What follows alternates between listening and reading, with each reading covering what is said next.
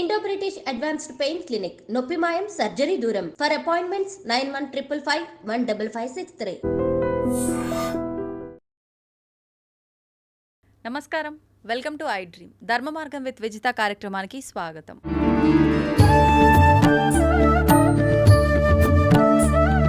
అయితే మనందరం కూడా భగవంతుడికి ఏదైనా పూజ చేసే ముందు ఏదో ఒక కోరిక కోరుకొని మొక్కుకొని ఆ మొక్కులు చెల్లించడం కోసం రకరకాల రూపంలో, అది డబ్బు రూపంలో కానీ, బంగారం రూపంలో కానీ, ఆఖరికి మన తల నీలాల రూపంలో కానీ ఇవి చెల్లిస్తాను స్వామి అని చెప్పి కోరికలు కోరుకుంటూ ఉంటాము, మొక్కులు చెల్లిస్తూ ఉంటాము. నిజంగా భగవంతుడికి మనం ఏదో ఒక రూపంలో ఏదో ఒకటి ఆయనకు ఆశ పెట్టి మనం కోరికలు కోరుకోవడం కరెక్టేనా? మనం భగవంతునితో కూడా వ్యాపారం చేస్తున్నామా? ఇలాంటి మంచి విషయాలు ఇప్పుడు గురువుగారితో మాట్లాడి తెలుసుకుందాం. ప్రస్తుతం మనతో పాటు ఉన్నారు సంతోష్ కుమార్ గణపాటి గారు. వారు ప్రవచనకర్త, ఋగ్వేద అధ్యాపకులు, ప్రముఖ ఆధ్యాత్మికవేత్త. ఇప్పుడు వారితో మాట్లాడి మరిన్ని విషయాలు తెలుసుకునే ప్రయత్నం చేద్దాం. నమస్కారం అండి. నమస్కారం అండి. మంగళం మాతో.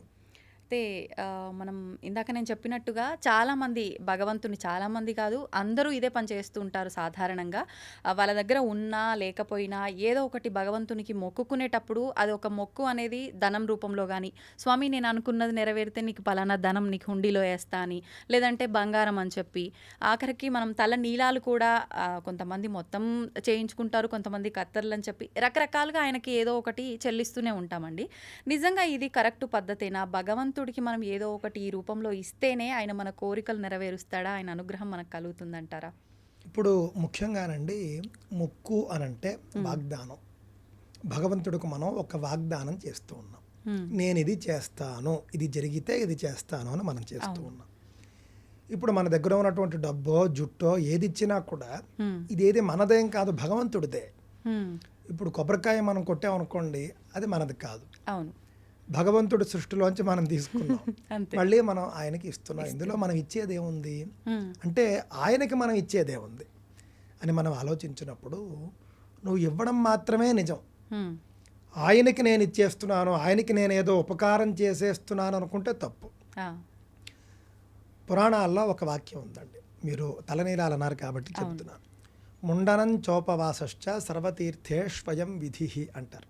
అంటే అండి, ముండనం అంటే తలనీలాలు మనం తీయించుకోవడం అన్నమాట అండి, గుండు చేయించుకోవడం, దానికి ముండనము అని పేరు. ఉపవాసం ఒకటి. ఈ రెండూ కూడాను అన్ని క్షేత్రాల్లోనూ కూడా విధి అని చెప్పారు, అంటే చేయవలసింది. ఎందుకు చేయాలట? ఇవి ప్రాయశ్చిత్తం అని చెప్పారు అన్నమాట అండి. మనం చేసిన అంటే మీరు గుండు చేసుకుంటే కనుక తిరుమల కొండ మీద మీరు చేసినటువంటి అనేక పాపాలు పోతాయి. అందువల్ల మన పాపాలకి ప్రాయశ్చిత్తంగా మనం ఇది చేసుకుంటున్నాం. మనం స్వామికి సమర్పించడము, తిరుమల వెంకటాచల మహత్యంలో ఉన్నటువంటి ఆయనకి కొంత జుట్టు లేనప్పుడు ఇవ్వడం, అవన్నీ కూడా స్థల పురాణము, వెంకటేశ్వర మహాత్మ్యంలో మనకు కనిపిస్తున్నాయి. దాంతోపాటుగా మనకి ముఖ్యంగా ఇది అనేది అన్ని తీర్థక్షేత్రాల్లోనూ చేయాలి. శ్రీశైలం వెళితే శ్రీశైలంలో చేయాలి, గయ వెళితే గయలో చేయాలి, కాశీ వెళితే కాశీలో చేయాలి. పైగా అండి ఆశ్చర్యపోతారు మీరు, ఈ యొక్క ప్రాయశ్చిత్తం మక్కాలో ముస్లింలు కూడా చేస్తారు. అవునా? వాళ్లకు అనేక ఆచారాలు ఉన్నాయి. మక్కా యాత్రలో వాళ్ళకి ముఖ్యంగా 7 ఆచారాలు ఉంటాయి మక్కా యాత్రకి వెళ్ళేటటువంటి వాళ్ళు. అందులో కూడా 2 ఇవే, ముండనము, ఉపవాసము. అంటే తల గుండు చేయించుకోవడము, ఉపవాసం చేయడం. ఈ 2 మక్కాలో ముస్లింలు కూడా చేస్తారు. వాళ్ళకంటే పూర్వమే ఉన్నటువంటి ధర్మం సనాతన ధర్మం కాబట్టి ఇక్కడ నుండే ఆచారం వాళ్ళకి వెళ్ళింది అని చెప్పడంలో సందేహం ఏం లేదు. దీంతో పాటుగా ఇంకా కొన్ని వాళ్ళకి అక్కడివే ఉన్నాయన్నమాట అండి. దానం ఒకటి ఉంది. ఇప్పుడు దానాలు మనం పుణ్యక్షేత్రాల్లో చేస్తే మహాఫలం, వాళ్ళు మక్కాలో దానం చేస్తే మహాఫలం, అది చేస్తారు. ఈ విధంగా మన నుండి వాళ్ళు తీసుకున్నారు, వాళ్ళు చేస్తున్నారు. కావున ఏదైతే తల నీలాలు సమర్పించడం అనేటటువంటిది ప్రాయశ్చిత్తము, మన పాపాలు పోగొట్టుకునేది అని దృష్టిలో పెట్టుకుని స్వామికి మనం సమర్పించుకుంటాం. ఉపవాసం కూడా ఉంటాము క్షేత్రాల్లో. అయితే మీరు అడిగినటువంటి పాయింట్కి వస్తే, మనం నువ్వు నాకు ఇది ఇస్తే నేను నీకు ఇది ఇస్తాను అనేటటువంటిది ఏంటంటే, అది ఒక వ్రతం కిందకు వస్తుంది. అంతే. ఇప్పుడు నేను ఇది చేస్తాను అని భీష్మించి కూర్చుంటే మనకందరికీ తెలుసు భీష్ముడు అని, భీషణ ప్రతిజ్ఞ చేశాడు కాబట్టి అని. ఆయన ఒక ప్రతిజ్ఞ చేశాడు, జీవితాంతం దాని మీద ఆయన నిలబడ్డాడు. దానికి ఏమైంది, ఆయనకు గొప్ప కీర్తి లభించింది. అంటే దానికి ఆయనకి ఫలం వచ్చింది. తక్షణమే తండ్రి ఆయనకి ఇచ్ఛా మరణం అనేటటువంటి ఒక వరం ఇచ్చేశాడు. ఎప్పుడు కావలస్తే అప్పుడు నువ్వు మరణాన్ని ఆహ్వానించవచ్చు అని. భారత యుద్ధంలో కూడా చివరిలో ఆయన కోరుకుంటేనే వచ్చింది మరణం, అంతే తప్ప వేరే. కావున ఈ విధంగా మనం భగవంతుడికి మొక్కుకుని దాన్ని మనం ఆచరిస్తే అదే ఒక వ్రతము అనే విషయాన్ని దృష్టిలో పెట్టుకుని ఆ వ్రతం చేయడం వల్ల మనకి ఫలం వస్తుంది. మొక్కు మీరు మొక్కుకున్నారు, మీరు తీర్చలేదు అనుకోండి, మీరు మాట తప్పారు. అంటే భగవంతుడికి సత్యవ్రతం చాలా ఇష్టం. సత్యాన్ని తప్పినట్టు అవుతుంది. మీరు భగవంతుడి వద్దే మీరు ఇచ్చిన మాట నిలబెట్టుకోకపోతే ఇంకా మీరు సాధారణ ప్రజల వద్ద మీరు ఏమి నిలబెట్టుకుంటారో భగవంతుడు ఇది చూస్తాడు. సత్యనారాయణ వ్రతంలో వీళ్ళు చాలా మొక్కుకుంటారు, ఆయన చేయుడు. చేయనప్పుడు భగవంతుడు ఆగ్రహిస్తాడు, ఆగ్రహించి ఏదో శిక్షించాడు అని మనకు అందులో కనిపిస్తుంది. అంటే ఏంటంటే భగవంతుడు నన్ను పూజిస్తానని చెప్పి నువ్వు పూజించలేదు, అందుకే నీకు ఈ శిక్ష అని ఎందుకు చెబుతాడు? చెప్పడు. ఆయన పేరే సత్యనారాయణ స్వామి. సత్యం ప్రధానంగా కలిగినటువంటి భగవంతుడు. అంటే మర్చిపోయిన దాన్ని గుర్తు చేయడం కోసం మళ్ళీ ఇబ్బంది, అది ఒక మాయను సృష్టిస్తాడంతే ఆయన సత్యంలో నిలబెట్టడం కోసం. ఉదాహరణకి ఆయన వ్యాపారస్తుడు ఈ విధంగా చేస్తా అన్నాడు, మాకు సంతానం లేదు, సంతానం కలిగితే కనుక నీ వ్రతం చేస్తాను అని మొక్కుకున్నాడు. కూతురు కలిగింది, పెద్దదయింది, పెళ్ళైపోయింది, చేయలేదు వ్రతం.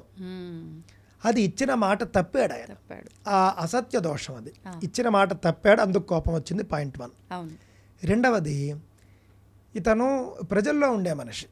వ్యాపారస్తుడు అని అంటే నిరంతరం నలుగురు వస్తారు, కొనుక్కుంటారు, ఈయన అమ్ముతాడు. భగవంతుడికి ఇచ్చిన మాటే నువ్వు నిలబెట్టుకోని వాడివి, భగవంతుడి వద్దే నువ్వు సత్యవ్రతం చేయని వాడివి, నువ్వు ప్రజలతో ఎలా ఉంటావు? ఇది ఆయన ఆలోచించాడు. ప్రజా సంబంధాలు ఉంటాయి కదా ఎక్కువగా, కావున మనం బుద్ధి చెప్పాలి అని ఆయన అనుకున్నాడు. అనుకుని ఆయన బుద్ధి చెప్పాడు, సత్య మార్గంలో పెట్టాడు. ఇచ్చిన మాట తప్పకూడదు, నిలబెట్టుకోవాలి అని. అదేవిధంగా మొక్కు కూడా అంతే. మనం భగవంతుడికి ఇచ్చిన మాట నిలబెట్టుకోవడం అదే ఒక వ్రతము.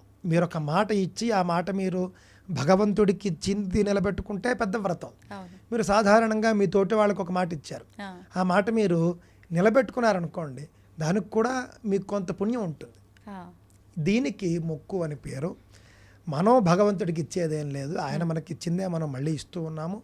ఇదంతా ఒక కారణం అంతే. మనం అయితే చాలా మంది మర్చిపోతుంటారండి, మొక్కుతారు, మొక్కడానికి అయితే ఆ ఇబ్బందుల్లో ఉన్నప్పుడు. కానీ ఇందాక మీరు చెప్పినట్టు సత్యనారాయణ స్వామి కథలో ఉన్నట్టుగా మొత్తానికి మర్చిపోతారు, అసలు ఒక మొక్కు మొక్కుకున్నామన్న ఆలోచన కూడా ఉండదు. మరి అలాంటప్పుడు అసలు మనం ఆ మొక్కు చెల్లించుకునే అవకాశమే ఉండదు కదా. ఎటువంటి మొక్కు మర్చిపోయి ఉంటాం. అప్పుడు ఏమిటి అని అంటే కొన్ని అసత్యవ్రత దోషాలు, అలాంటప్పుడు మనం చేయడానికి కొన్ని అసత్య దోషం ఏదైతే ఉందో అది పోగొట్టుకోవడానికి మనం కొన్ని వ్రతాలు అని ఉన్నాయి. మనం సంవత్సరం పొడవునా మనకు వచ్చేటటువంటి పండుగల్లో చాలా వాటిలో ఇది ఉంటుంది. దీనికి కూడా మనం ఒకటి చేసుకోవచ్చు. నేను తెలిసి తెలియక నిన్ను మొక్కుకుని మర్చిపోయినటువంటి దోషం ఏదైతే ఉందో దాన్ని పోగొట్టు, నువ్వే నాకు మళ్ళీ గుర్తు చేసి ఆ మొక్కు తీర్చేలా చూసుకోనన్నా అనుకోండి, భగవంతుడే చూసుకుంటాడు. అది దోషం కాదు, మరుపు దోషం కాదు, కానీ తెలిసి ఉండి చేయకపోతేనే దోషం. ఇప్పుడు కొంతమంది పెద్దవాళ్ళు ఉంటారు, ఫర్ ఎగ్జాంపుల్ మనవళ్ళకో మనవరాలకో వివాహం చాలా ఆలస్యమైంది అనుకోండి, లేదంటే సంతానమే అనుకోండి, నా మనవడికి కనుక ఇలా జరిగితే నేను అలా చేస్తా స్వామి అని చెప్పి రకరకాలుగా మొక్కుకుంటారు పెద్దవాళ్ళు. కానీ వాళ్ళు కాలం చేస్తారు ఈ లోపే, అనుకున్నవి జరుగుతాయి. కానీ ఈ మొక్కు ఆ ముసలావిడ మొక్కింది వేరే వాళ్ళు చెల్లించొచ్చా, అప్పుడు మా అమ్మమ్మ మొక్కింది నానమ్మ మొక్కింది అనుకుంటారు. లేదు అంటే ఆ ముస్లాం పోయింది, ఏం మొక్కిందో కూడా అసలు మనకు తెలియదు, మొక్కుంటుంది కానీ ఏం మొక్కిందో. అటువంటి అప్పుడు ఏం చేయాలి? అది తెలియనప్పుడు అలాంటి డౌట్ ఉంటే, మా నానమ్మ అమ్మమ్మ చాలా మొక్కులు మొక్కుకునేది, ఏం మొక్కుకుందో ఏమిటో, ఆవిడ చెల్లించిందో లేదో అనుకున్నప్పుడు దాన్ని దృష్టిలో పెట్టుకుని భగవంతుడికి చెప్పుకోవచ్చు. అవి తెలిసేలా చేయి స్వామి అనేది ఒకటి. అది కూడా అవకాశం లేకపోతే కనుక ఆవిడ మొక్కుకున్నటువంటి మొక్కులు ఏవైతే ఉన్నాయో అవి తీర్చలేకపోతే వాటికి ప్రతిఫలంగా నేను ఇది చేస్తున్నాను అని చేసుకోవచ్చు. అరుణాచల గిరి ప్రదక్షిణం కానీ, తిరుమల దర్శనంలో ఉపవాసాలు మొదలైనటువంటివి కానీ, ఇలా కొన్ని మనకు తెలిసిన వ్రతాలు దానికి ప్రాయశ్చిత్తంగా మనం చేసుకోవచ్చు. ఓకే. ఓకే. అలా చేసినప్పుడు మనకి చాలా మంచి జరుగుతుంది. హ్మ్. సత్యనారాయణ పూజే చేసుకోవచ్చు. హ్మ్. చేసుకుని నేను ఏమైనా మర్చిపోయినటువంటి మొక్కులు ఉంటే దానికి ప్రాయశ్చిత్తంగా ఇది చేసుకుంటూ ఉన్నాను, దయచేసి అనుగ్రహించు స్వామి అని మనం చేసుకోవచ్చు. సంతోషం అండి. చాలా మంచి విషయాలు, చాలా చక్కగా అద్భుతమైన వివరణ ఇచ్చారు. ధన్యవాదాలు. స్వస్తి మంగళం మహత్.